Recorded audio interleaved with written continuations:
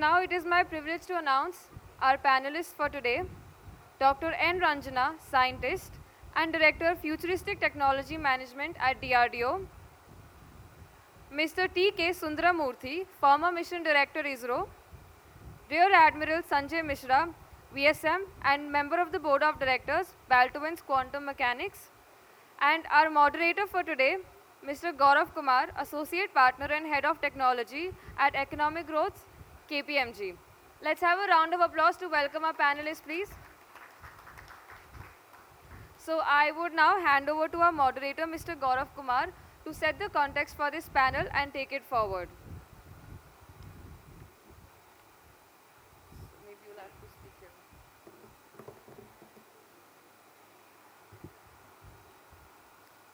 Good morning, everyone. Am I audible? Okay. So first of all, it's a pleasure to welcome you to this panel discussion on statecrafts and startups, building India's deep tech leadership. As we gather here at FITT IIT Delhi, we stand at a defining moment for India's innovation economy, where deep tech is not just a sector, but a strategic lever for national strength, economic resilience, and global relevance. Today's panel brings together some of the most influential voices shaping India's startup and tech future, from national security and defense production to space exploration and startup policy. Each of our speakers brings deep institutional insight and a track record of enabling innovation at scale. So we are privileged to have with us a panel of leaders who work spans the full spectrum of India's research and development and innovation ambitions. We are privileged to have with us a panel of leaders such as Shri Sanjiv Singh sir, who we have just heard, Joint Secretary at DPIIT and Head of Startup India. He has been instrumental in positioning India as the world's third largest startup ecosystem. Rear Admiral Sanjay Misra sir, he was the Director General, Naval Armament Inspectorate. He had also been honored by DRDO for his contributions in development of India's highest ranked intercontinental ballistic missile, Agni 5. We have with us N. Ranjana ma'am, outstanding scientist and director, futuristic technology management at DRDO. She's playing a pivotal role in steering DRDO's strategic initiatives towards emerging and disruptive technologies that align with national goals such as Atmanirbhar Bharat and Viksit Bharat. We have with us Dr. T.K. Sundaramurthy, who was former mission director at ISRO, as he brings a legacy of space excellence and a passion for mentoring the next generation of space tech entrepreneurs. So today's discussion, I believe, is not about ideas, it's about execution. So our goal today will be to identify how India can accelerate commercialization of deep tech innovations, align startups with national missions, and unlock the full potential of the research development innovation scheme. We aim to explore how institutions and incubators can collaborate more deeply and how regulatory and procurement pathways can be streamlined, and how India can position itself as a global hub for strategic technologies from semiconductors and AI to space and quantum. So let's use this session to build bridges between policy and product, venture and vision, and between statecraft and startups. The future is ours to shape. Thank you very much. I'll start my first question for Sanjay Misra sir. And we've been discussing this just recently with Ranjana ma'am also. So industry is facing acute shortage of talent, especially in the government sector and especially in the defense sector. So what's your thoughts on, and based on your experience, how we can retain talent within the country and make them work for the country? This is an academic institution, and so let's handle this problem from first principles onwards. What is it that is needed to attract the talent? Firstly, let's look at that. A talent would come in either if you meet his emotional needs or his material needs. Emotional, by emotional what I mean is, he wants to do something, and if he sees success in that particular endeavor, then he would want to do more of that. Or if he's one of those kinds who's looking at the green dollar, then he'll require more of money coming his way. There could be two of them. There'll never be a third kind. Now for each of these, whatever you do, there will have to be a demand. If there is no demand coming from the environment, that person, whoever, he may be having the brightest of thoughts, but if he is not able to satiate a demand of the environment, he'll feel that he's worth nothing.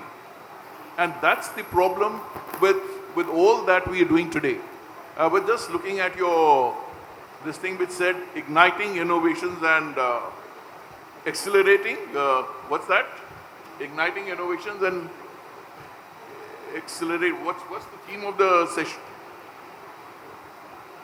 No, can we just have that? Igniting innovations and accelerating something.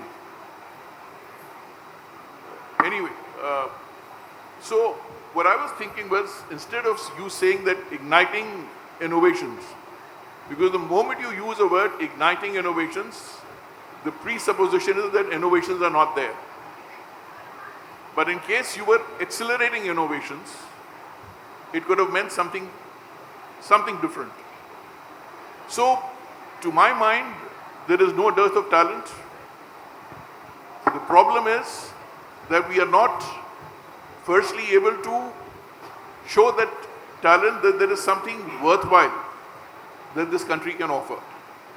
And for that, it will be very, very important that no matter what a person does, so long it classifies or broadly comes into your macro requirement being met, we need to promote that guy and accept this. And this is exactly what I was telling the JS a short while ago, that probably the time has come that we, instead of saying that production for defense, and when I mean defense, production for the armed forces, why can't we have production for the police, the paramilitary and the armed forces? Because then the graduation and so far as technology is concerned is evenly paced. You're not asking a toddler to start running. You're making a toddler crawl, walk, baby steps, and then run. Okay. Thank you very much, sir. So, ma'am, given your recent involvement, what do you think are the reasons why talent is leaving the country? I personally feel, he said it, there's no dearth of talent. Even if some is leaving, it has been leaving all along, you know. All the IITs Yes. have been actually producing engineers for the US primarily, but we could make missiles, we could make spacecrafts. There is no dearth of talent. Trust me, it's there in every nook and corner of the country. It is how you utilize them, how you enthuse them, and how you provide them what they are looking for. To be very frank, you look at our classmates who are settled abroad, are they fully satisfied? I mean, a portion of money, yes, but a portion of satisfaction, no. The distance from the hometown, always lingering on their mind. So I don't think that we really need to worry about it. You have this entire hall full of youngsters. Absolutely. You have every tier 2, tier 3 city brimming with the energy. Now, how do you utilize these energy is the kind of schemes that you have to work out to get them into the mainstream of the technical thinking, the scientific thinking. There is a lot of misdirection by social media, sorry to say that. Social media is very powerful, can be used for very good things, but many of the younger generation is attracted to something which is not very fruitful to the engineering, Absolutely. not fruitful for the technology or the science. The grassroots development of scientific mindset is very important. If you talk about Atal Tinkering Labs, they are doing fantastic job. Absolutely. The kind of internship schemes that have started by Prime Minister himself, the internship schemes will generate that interest in science, dirting your hands with the real kind of tools, the scientific work, will make them realize what is the kind of satisfaction they are going to get out of this is tremendous. Now that mindset is to be nurtured, cultured into bringing out something. And the schemes of startup, seed funding, incubation, I think everything is there. It is now for us to support them, supplement them, make them realize that yes, there is a glamorization of science and technology required, to be very frank. Absolutely, I agree. And that will bring the mainstream to the technological development. We have empty number of schemes. We are also thinking every day about so many schemes. Whatever is happening in the lab is not getting converted into the product. That's the major disheartening factor for all the students. They don't see what they produce on the lab becoming part of their day in, day out life. That is the segment that you must target now, or all of us have to target now, that excellent research is going on in academic institutes.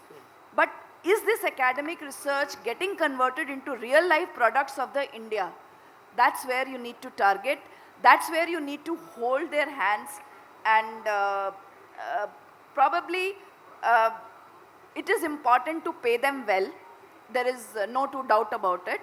But I think the salaries that we are getting in this country is good enough for us to survive in this country. We don't need to convert it into the dollars.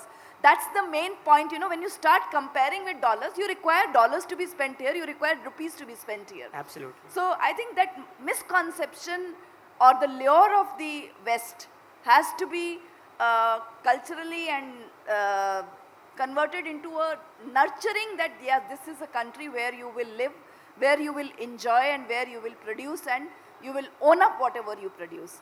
I think that's the kind of work that we have to do on the grassroots levels. I completely agree with you. In fact, I think the way of living in India is far better than, I think, the Western world. I've been there, so I've seen and that. I think that message is not being translated to the next generation.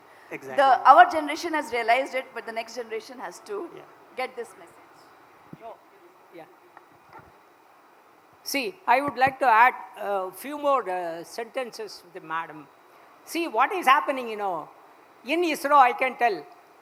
We don't have, that is, if you see the percentage of IITians, it's very negligible. People we have, have come from very, very remote engineering colleges, but we have still achieved. So I think what we should see is the existing talents itself we are not able to utilize 100%.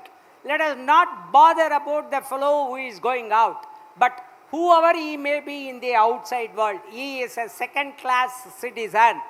He can never be the American citizen. He cannot compete with that. But whereas, yes, I am proud to be an Indian, to contribute to our country. See, that kind of a thing. Yes, we are having enough talent and we can do much better so far what we have done, and then we can achieve much more than what we have achieved so far. Thank you. Yeah, thank you. Thank you, sir. Sir, I have a follow-up question for you. Please. So since you have overseen several successful missions, in your view, what unique strengths do Indian startups, sitting here, bring to the global space race? Oh, yeah. See, what is happening, okay, I think we all have been brought up in the space tech by Government of India. We were all so far, I think for the past few years only, we have been in a closed environment because the fund, whatever has been given, we have asked for, it was given from the government. Yes, whatever we have achieved so far, yes, there is definitely a milestone achievement when compared to any other country's space field. But thing is, yes, always we have to grow. That we have to see.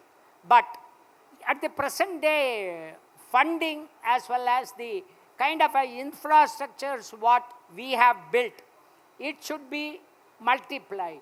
Then only we will be able to contribute much more globally. So that is where I think 3 years back, yes, it was opened up to the private fellows, and then, yes, even otherwise also we were being supported by HAL, Bell, and then Tata Aerospace, lot of these people, they were already supporting us in indirect way, not exactly contributing. They are contributing to a kind of some kind of a partly they were doing. But now, yes, many people have come up and then they establish the facilities. We are hand-holding them for many of their systems, and then we are giving them hands-on training in our facilities and then making them to do whatever we have done. So that way now already, I think you would have seen Pixel. They have already launched a satellite, a state-of-art remote sensing satellites, which is of the same quality what we have done, but at a lower cost. So that way, this kind of thing. Probably what we are looking for is, yes, now rocket technology, though it is very difficult, of course, yes, people have now come up, and I am happy to say that some of these startup companies, Skyroot, they have developed a 3D engine completely, and they tested it also. So when it sees the light of the first test launch, I think that is the day, yes, the private fellows into their rocket technology is a day. And then we will see much more achievements from the private sectors. And then they can compete globally. Now with the FDI have been relaxed, yes, foreign companies can support them directly or indirectly. Yes, we can go a long way in the space technology. Yeah. Thank you, sir. I think defense sector, especially space, requires long-term commitment by startups. So we are not committed long-term, then it will be difficult for us to bear fruits. So my next question is for you. So, and this is specifically related to DRDO. How do you think startups can integrate in DRDO's ecosystem to accelerate prototyping? Okay, for ma'am. I will answer. Okay, to accelerate prototyping, testing, and deployment of those technologies. Yeah. There is a TDF scheme for the startups to directly incubate. So these Can you repeat that, ma'am? Which scheme are you talking about? Technology Development Fund, TDF Fund. TDF Fund. Please note, guys, TDF Fund. So most of the startups are also aware of it. Now, I will tell you another way, the deep tech way, whatever our JS was speaking about it. What is deep tech? He explained it in a very baseline way, but to a scientist, to a technologist, or to an administrator, it is lab to product. So if you take too much time from the lab to product, it is not deep tech, it is not getting absorbed into the system. If you have done it today, you should have a platform to try it tomorrow in the practical way and convert it into a product. Then it is deep tech. That means you are moving fast. Yes. Because after 5 years, your tech will be old, it will not be deep tech. If we understand this, what we have done is, we have said industry, academia, DRDO should work together, and one of the center is just on the first floor of here, DRCOE, which we call DRDO Industry Academia Center of Excellence. If a project, academic project has matured, we are giving them a way to directly take on board the industry as a co-PI. So industry, academia will work together to convert it into a manageable prototype. And then you do TOT to the same industry so that he can market the product or sell the product. DRDO's role comes in that if you need a platform to test it or a test facility to test it, they will provide it. So it has come up so well that about 11 industry, academia, DRDO MOUs have been signed and work has been started. The bulletproof jackets, TOT is completed to one of the industry and they are going into the production. And the samples are being characterized by the IIT Delhi and being tested at TBRL of DRDO. Amazing. Yeah. So we have opened up every possible way.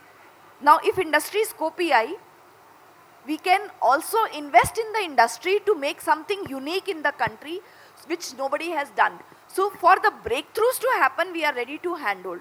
For mundane jobs, industry can take it up on their own, which has a very good market, which has a clear roadmap, industry can invest themselves. But wherever there is a risk, wherever there is a breakthrough expected, wherever it is first time in the country, DRDO is ready to invest in that industry. Now, we are trying to manage the gap, and it could be startup, it could be any industry, with the kind of zeal and with the kind of expertise that is required for that particular deep tech. Now that assessment is very important because you need to have the knowledge of that subject, and we are building the knowledge economy and not just the economy which is requiring the money part of it. So bridging the gap from the lab to the product is something that we are trying to do to bridge all these activities for the deep tech. In this, startups are very agile, they are very good at technology, and they are the preferential partners to take up these technologies which nobody has done before.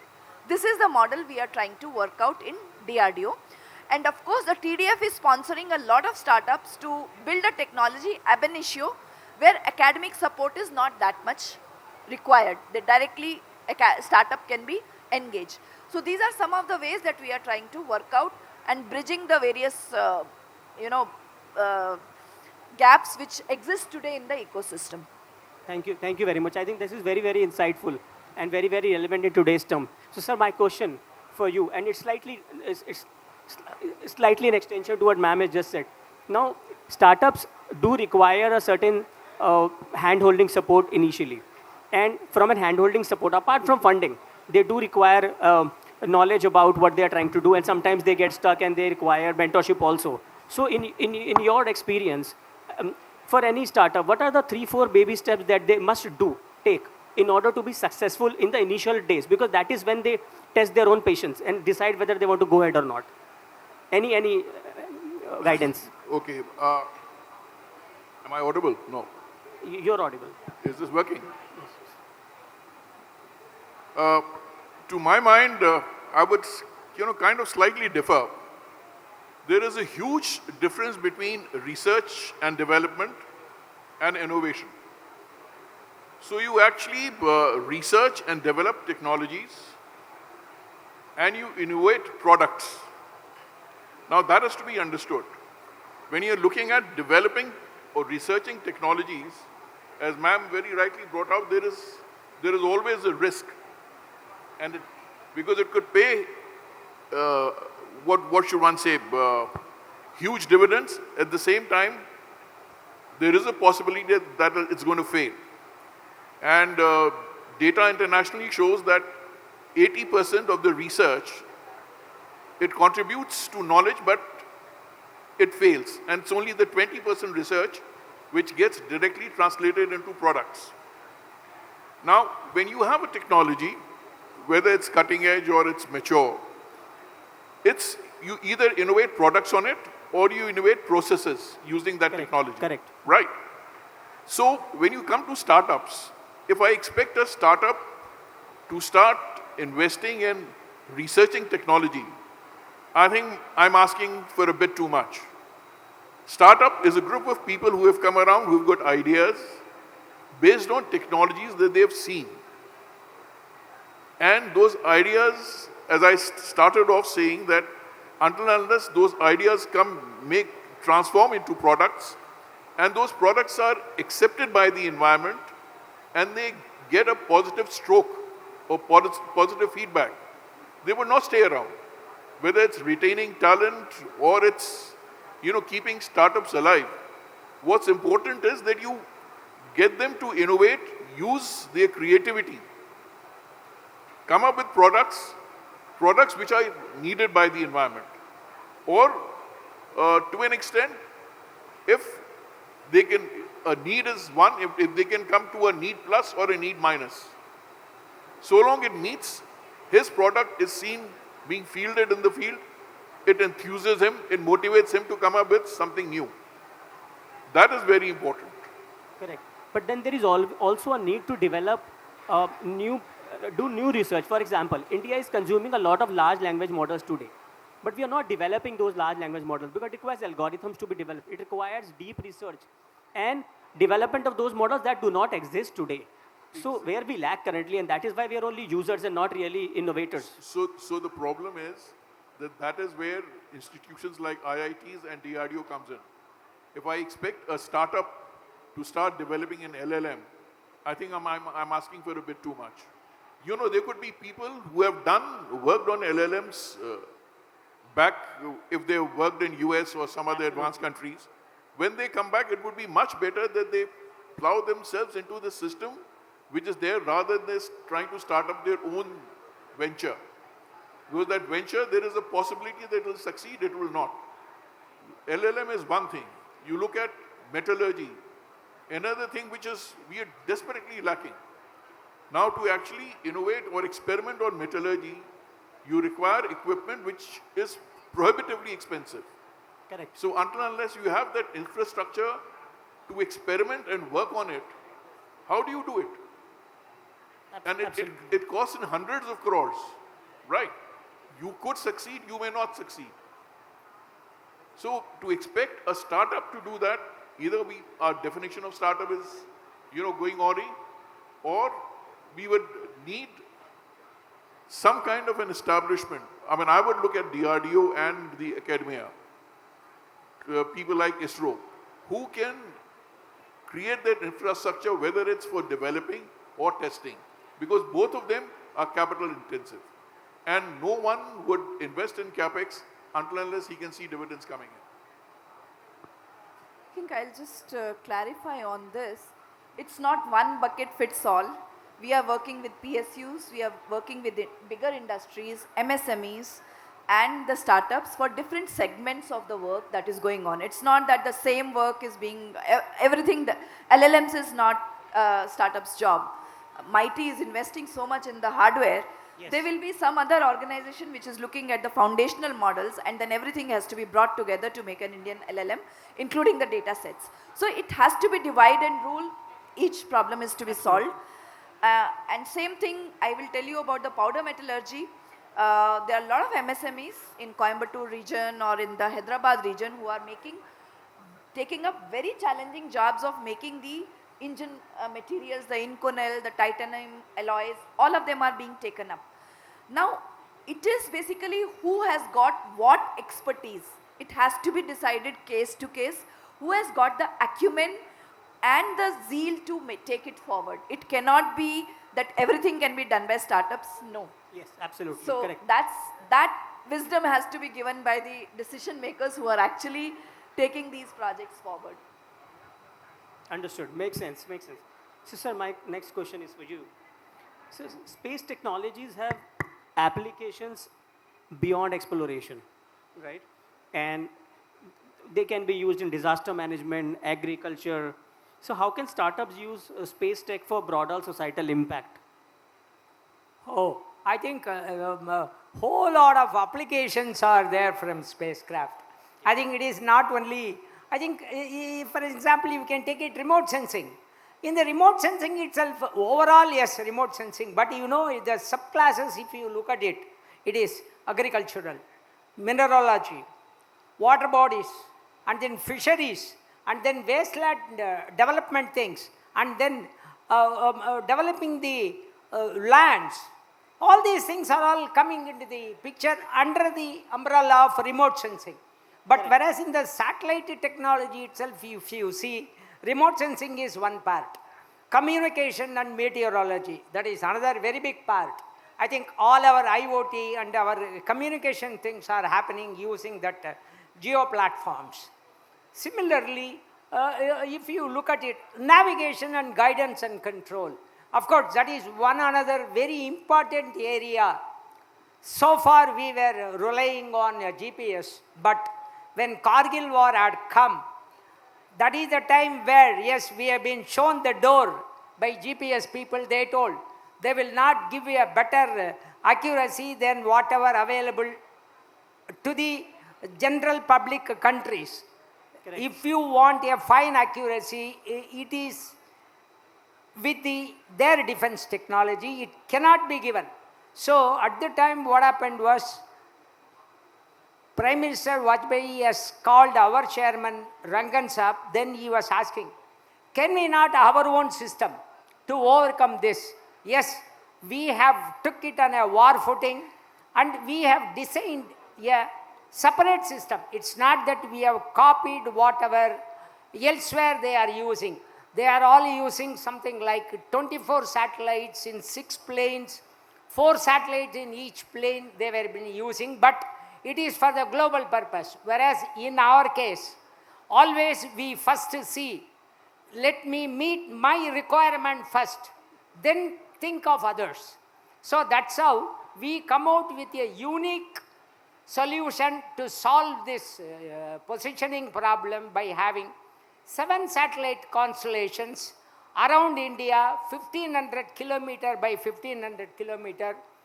We are able to get much better accuracy than GPS, and it is being used. And I am proud to say that Operation Sindoor, they use that Navig satellites for targeting the things.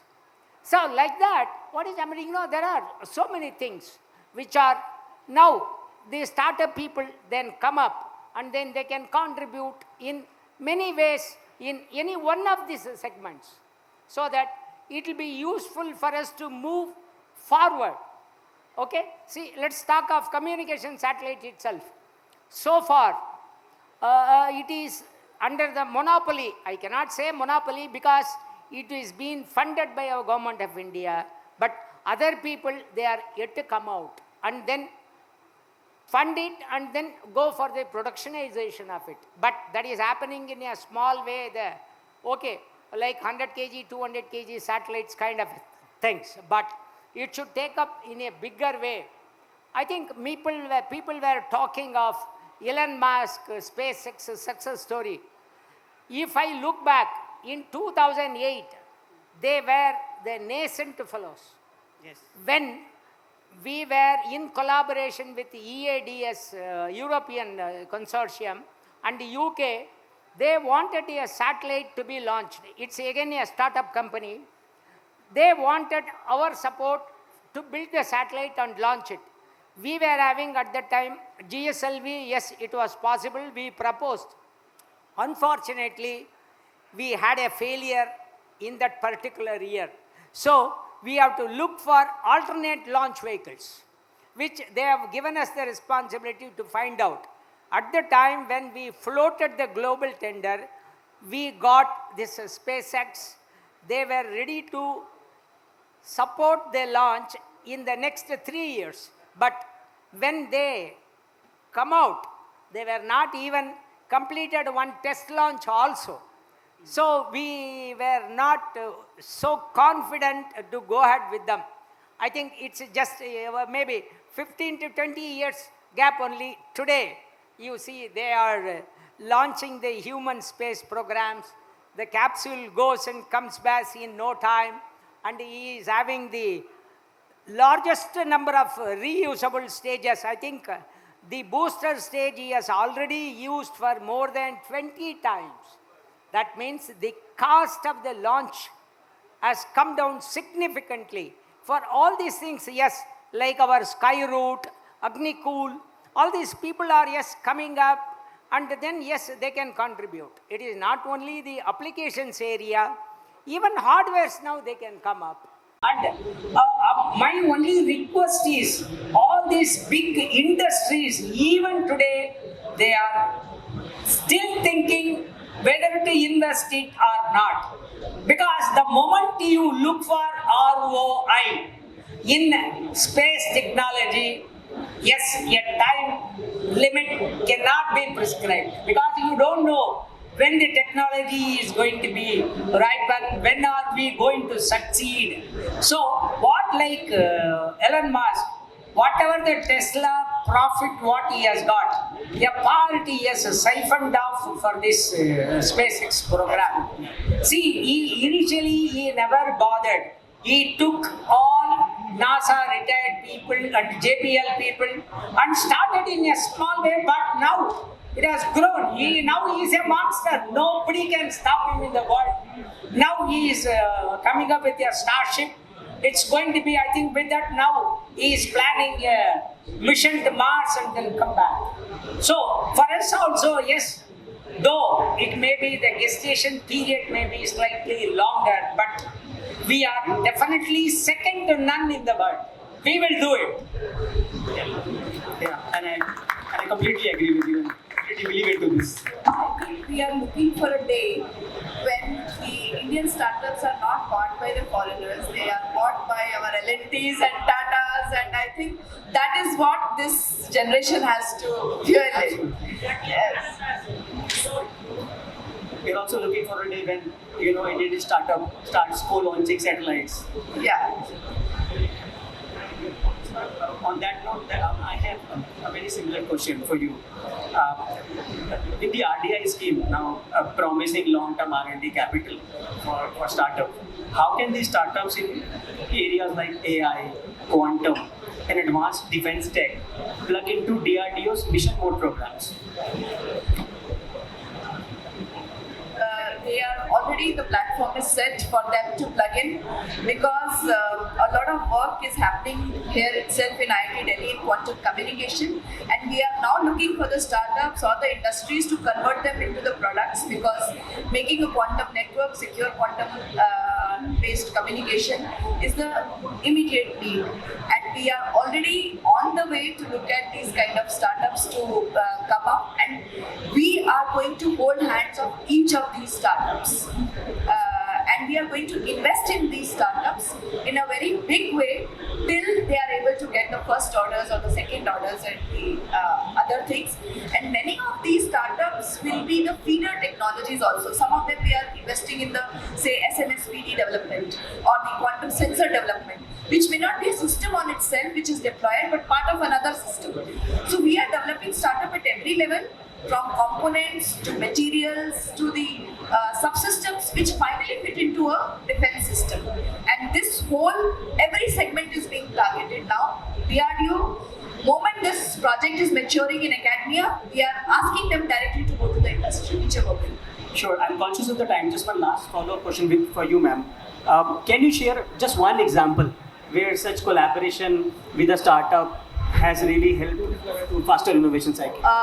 Startup has worked with GTL. I can tell you with 3 MSMEs, we have shared the DOT of bulletproof jacket from this place itself. Another examples are cold weather clothing, which are industries in KPI mode. They are not investing. They are making the samples being characterized here. If they are successful, then they can go for the direct sales. And that is a KPI route where industry doesn't need to give any TOT fee. They just work free of cost. We are working together. We are sponsoring the project to IIT Delhi to support the industry for characterization and testing. And we are reimbursing the prototypes also. Now another case we are working out for making a, it's too premature to say it, but we are trying to make the powder metallurgy come alive in the industry, and we are going to invest in the industry. And we are following the due processes on the selection, the knowledge, as well as the capability existing with the industry. So glad to know there is framework which is already set for the startups. Thank you. Thank you.